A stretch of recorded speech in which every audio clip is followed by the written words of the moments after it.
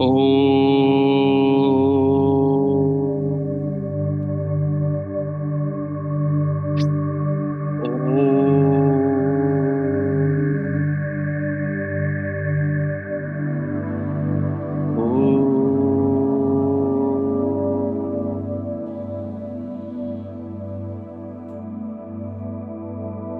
Swasti Shri Ganeshaya Namaha Shri Gurubhyo Namaha Hari Om Sai Ishwaraya Vidmahi Satyadevaya Dhimahi Tanna Sarva Prachodayat Om Sahana Vavatu Sahano Bhunaktu Sahaviryam Karvavahe Tejasvinavaditamastu Mavid Vishavahe Om Asato Ma Satgamaya Tamaso Ma Jyotirgamaya Mrityorma Amritam Gamaya Om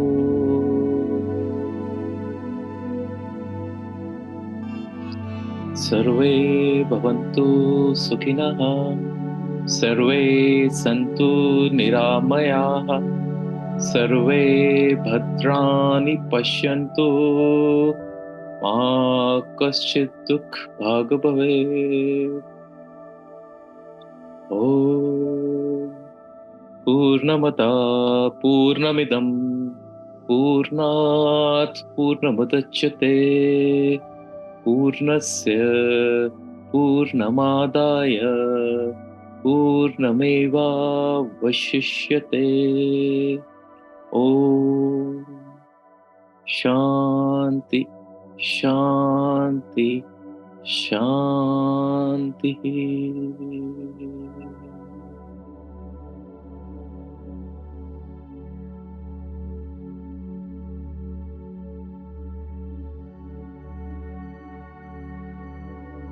Om Shri Sai Ram. Good evening and welcome to day 17 of the Atma Chalisa Parayanam. Yesterday we spoke about that all suffering is in the mind, and suffering is the cause of all the negative experiences that we have, which make and leave a mark in our minds, in our life, and that is what we tend to remember. And these experiences are etched in our memory, and they impair and adversely impact our chitta. And the whole effort of experiencing the divine consciousness requires our chitta to be clean. But the mind constantly keeps storing negative experiences. It keeps experiencing and it keeps storing judgments. It keeps experiencing issues of good and bad. It keeps like a sponge, like a magnet. It keeps storing in it all such experiences that keep us trapped in this world. It is a mind which is the home for all desires. It is the mind which creates all the thoughts, and it is the mind which is the reason why we are trapped in a continuous circle of life and death. And mind by itself has not been given the ability to experience anything, but mind is rational, intelligent, and it just can differentiate between the various shades of our experiences, but it does not have the capacity, it doesn't have the ability to experience what we have set out to as the goal of our life, what we have set out to as the goal of this Atma Chalisa Parayanam, which is to experience the divine consciousness. And this ability has not been given to the mind. We have always said that experience is to the heart, and the understanding and the analysis is to the mind. So there are two different faculties that God has given us. Both are required, but one negatively influences, negatively impacts, keeps us trapped, keeps us in this cycle of desires, which are born out of our basic impulses. And mind is the storehouse of bringing in all those desires and those thoughts. And that is where mind needs to be transcended. So when we say that mind needs to be stopped or mind needs to be overcome, we do not mean that we do not need the mind. What we mean is that for the time being, we need to silence our mind. We need to silence the chatter in our mind so that we can become aware of our consciousness. As long as the mind is constantly active and is constantly picking the rights and wrongs, it will never allow us to be aware and will never allow us to experience the consciousness which resides inside of us. It is very much like going to a hospital. We go to a hospital when we have an illness, when we have a certain malady affecting our body. We go to the hospital to get well. And for that period that we are admitted in a hospital, we stop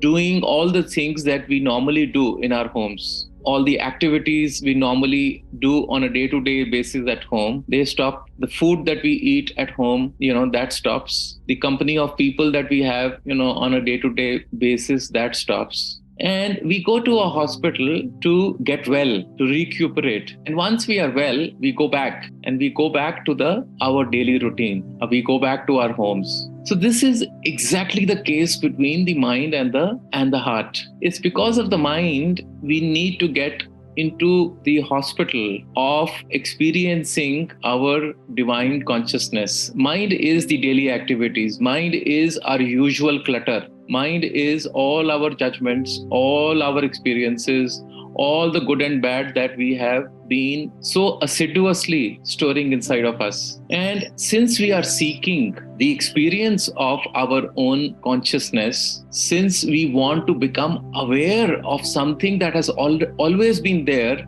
but for some reason we are not able to experience it, we need to, for that period, which is the period of this Parayanam, we have to transcend and overcome the chatter of this mind. And therefore, that is the reason we are focusing on stilling the mind and silencing the mind, so that in that period, we can get to experience that there is something inside of us which has always been present, which is why we have come in this lifetime, which we have said is the goal of human life, which is the final step of our evolution.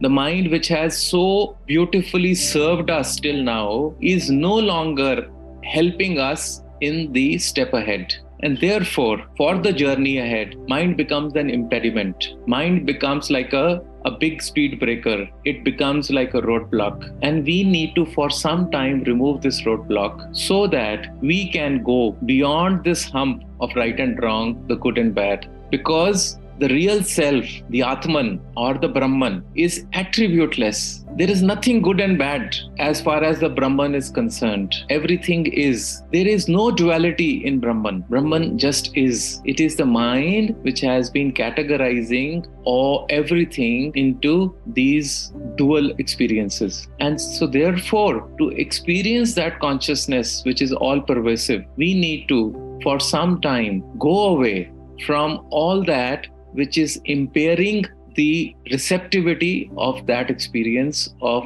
the awareness of who we truly are. So what we are essentially saying is to experience what we have not experienced before ever in our lives. We need to do something that we have never done before, okay? Because using our mind has brought us to a stalemate, has brought us to a situation where we are stuck. We are like in a virtual endless loop of punarapi jananam, punarapi maranam. We keep going through this cycle of suffering and happiness, and desires and thoughts. And that is a perennial loop, and we are stuck.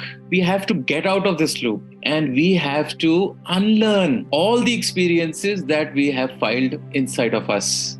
that has covered a layer on our chitta, that has made us non-receptive to the energetic consciousness that is both within us, which is around us, and is present in everybody. And for that reason, and that reason alone, we need to transcend the mind. We need to make the mind subservient to the consciousness within us, or the Atma. But that can only happen when we first experience the consciousness within. Because without experiencing it, we cannot have the mind come in congruence with the higher consciousness. It cannot fall in line. And our mind is intellectual. Our mind is analytical. The mind can analyze only that which it knows. But since it does not know what Atman is all about, since it has never experienced it, mind cannot be used to go to the last point. And that's the reason why we are in this endless whirlpool of having got stuck here. We are continuously justifying and using the wrong faculty. And because of this ignorance, because of this mistake, is why we are not able to move ahead. And that is the reason we say that the chitta is nothing but the memory. And memory is nothing but a collection of all our experiences, both good and bad. That needs to be cleaned. That needs to come to a point where it becomes absolutely pure, which is a point where we are able to receive all that is happening around us without any filter, where we do not take sides, where we do not put things into different buckets. These buckets are nothing but our own prison walls that we keep creating. Somebody talked about these basic, feelings that we have, the emotions that we have, right? Those are the emotions that we have experienced so far using the faculty of the mind. But there is a purer emotion of ananda and joy, of which we have no knowledge, of which we have no experience, because we are continuously engaged with the mind. And for that reason, and that reason alone, we need to clear everything. And I would actually recommend to all of you that you should all listen to Atma Shatakam or Nirvana Shatakam of Adi Shankaracharya. And we can perhaps in one of these sessions, I can take that up as well. On my YouTube channel, there are 5 videos on Atma Shatakam, where each of the verse has been taken up in detail. So for the final experience of what we call as Ananda, we need to transcend all these definitions of which we have become prisoners of. And Atma Shatakam very beautifully talks about all that our body has considered to be real, what our mind has considered to be real, and it talks about the definition of what the Brahman or the Atman or the consciousness actually is. What are the attributes of that consciousness? It talks about what we are not. And when you will go through that, what we are not, it takes up every attribute that our mind has put as a label on us. And we have somehow believed those labels because of our experiences, and those experiences have been reinforced by the society on us, and our schools, our universities, and our success in our work, in our careers has reinforced that. And we have believed that this external world is real, and the way this external world looks at it is true. But our Vedanta clearly nullifies it at the source and says that everything that you perceive from the mind and what you perceive from the body is nothing but an illusion. And this illusion, which is what, when we talk of asato ma sadgamaya, that's a prayer, and that we talk about every time we start our satsang, that this is that unreal or the untrue understanding that we have of the world. And this untrue understanding has come to us because of our collective experiences as an individual, as a family, as a society, and as a part of what we have gathered. And what is the faculty that we have used to collect this information, to collect this data that we have classified so beautifully in our chitta, the faculty that we have used so far is the mind. And therefore, we are saying this mind has brought us so far, and this mind is actually at the root cause of our continuous cycles. And our goal is to finish this cycle, to get out of this cycle. It is like a game of Ludo. I don't know if you have that in countries outside of India, but we have a game called Ludo, and in that, we start to roll the dice, and ultimately we come out of our house, and then we have to complete our journey, and we have to finish the course.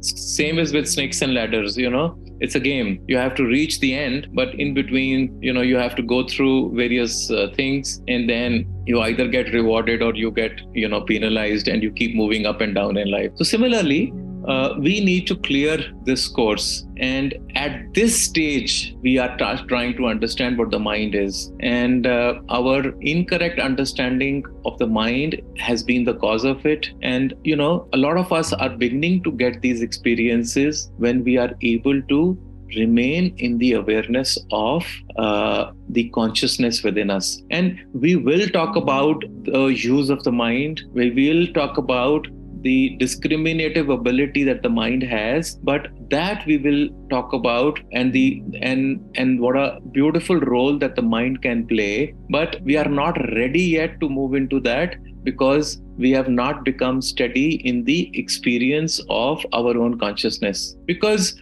we do not want to get into a debate of what the mind is and how important it is at this stage, because as long as we keep focusing on the mind, we will not get our experience. And as soon as the experience starts coming, we ourselves will start understanding how the mind has been interfering with this experience, given the background that we've had. So we are trying to say for some time, consider these 40 days as a period where we are moving away from the mind, and we are trying to get attuned to a faculty which will give you the experience, and that experience will start to transform the way we have viewed the world so far. So we have to keep ourselves in that kind of an awareness that mind actually is a faculty which has been interfering in our experience of what we call as consciousness. It is the mind which distracts us from the awareness of the self. And it is the self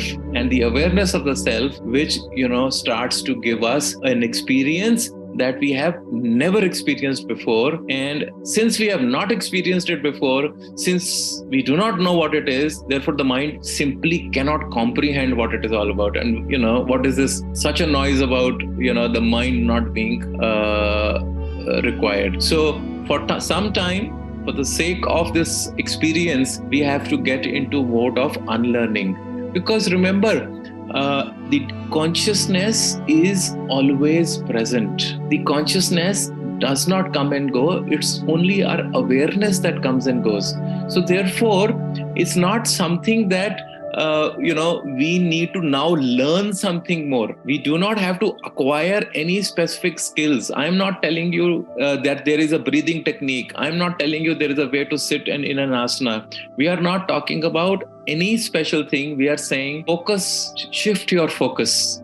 We are slowly moving from shifting our focus from the mind to this awareness. And that is helping us to experience something that we have never experienced before. Let's not call it anything. Let's not put words here, because any debate we are doing is all coming from the mind. As I said, all questions come from the mind. And because our association of the mind and body is so strong, unless we allow the space for something which is there, which we have not seen, but which we can feel, let's allow us the freedom and the space to experience something which we haven't done so far. Okay, so the need is for us to unlearn and let go of all we have believed, which may have given us great success in life, in our careers, in our professions, in whatever we have done in life. That was essential so far for that aspect and phase of life. But what we have started to do now is to go into a territory or a dimension that we have never been to before. So if we keep taking the road to a place that we always go, then we will only reach that particular place. But if the goal of life now has changed from the accomplishments in the external world to accomplishment for the internal world, then this particular faculty that has given us such a success is not relevant, will not take us anywhere at all. In fact, it will keep arguing, it will keep debating, it will keep giving you reasons of why you should not be doing this. And you will remain exactly at the edge of the pond, and you will never jump into the water, and you will never learn how to swim. So this is a stage of unlearning, of letting go of all that you believe, and all that has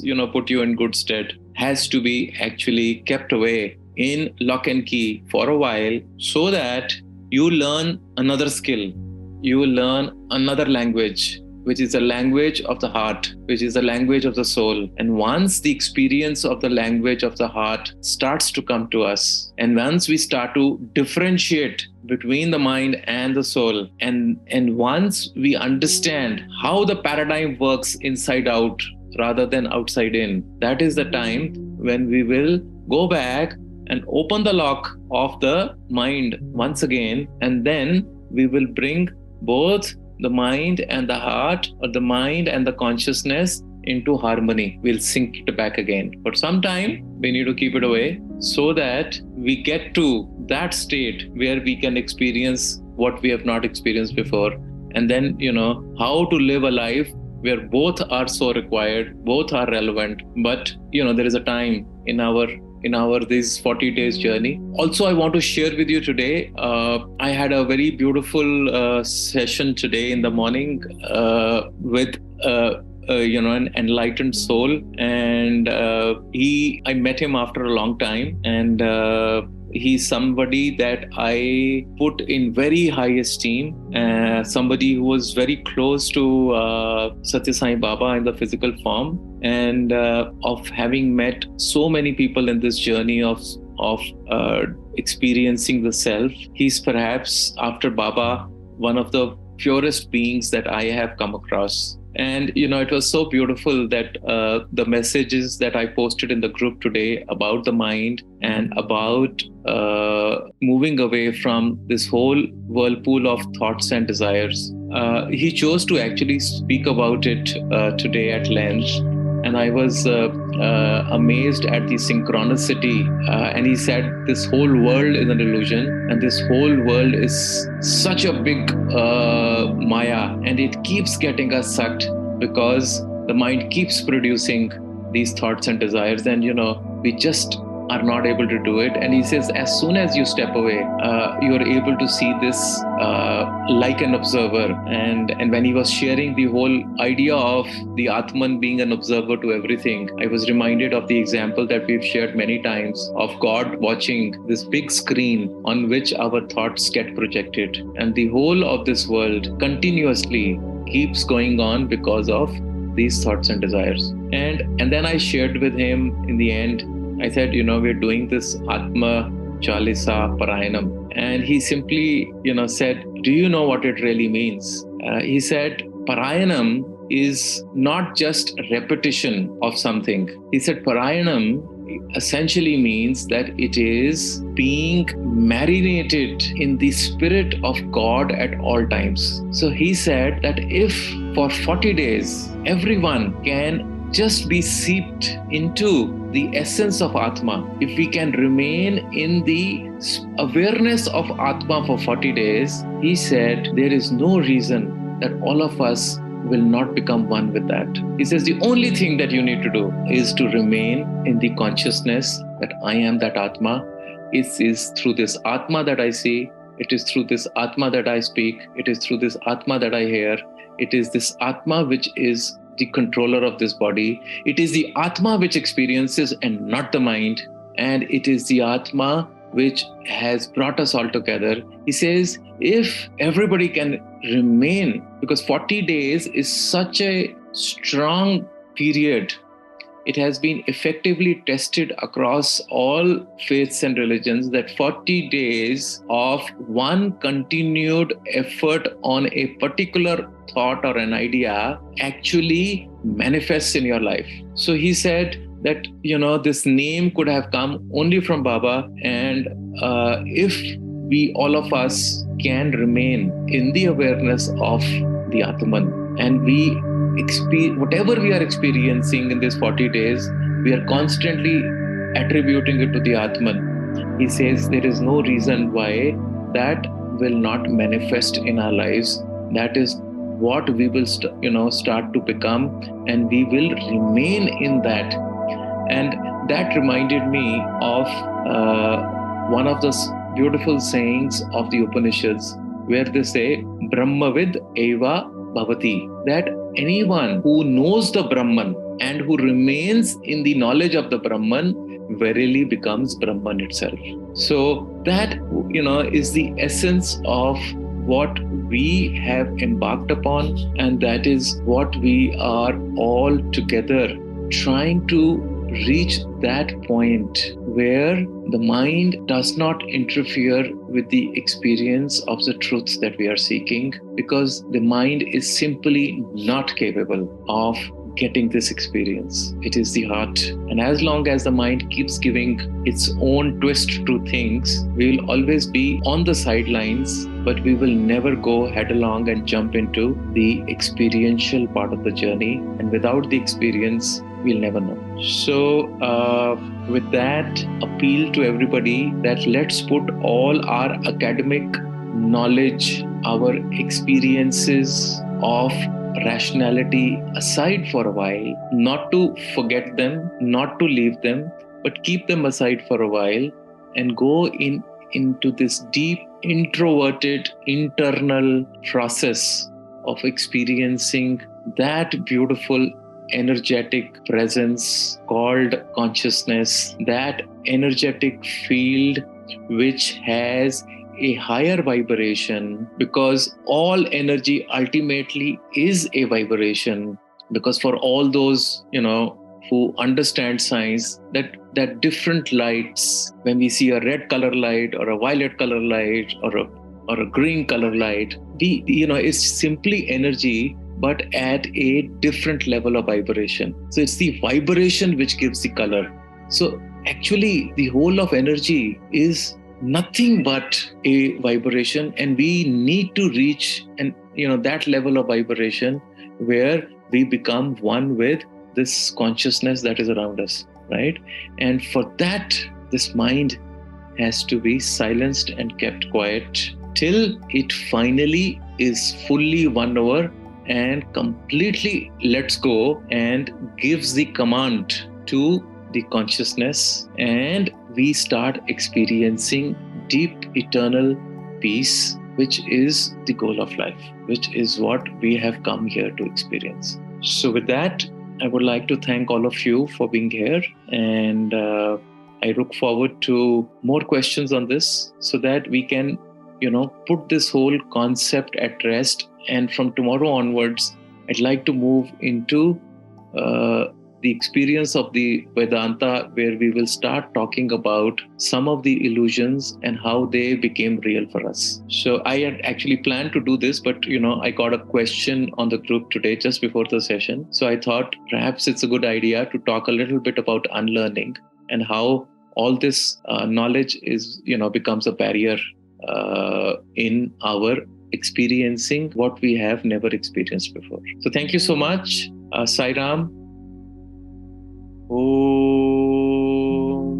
Shanti Shanti Shanti. Samasta loka sukhino bhavantu. Samasta loka sukhino bhavantu. Samasta loka sukhino bhavantu. Om Shanti Shanti Shanti.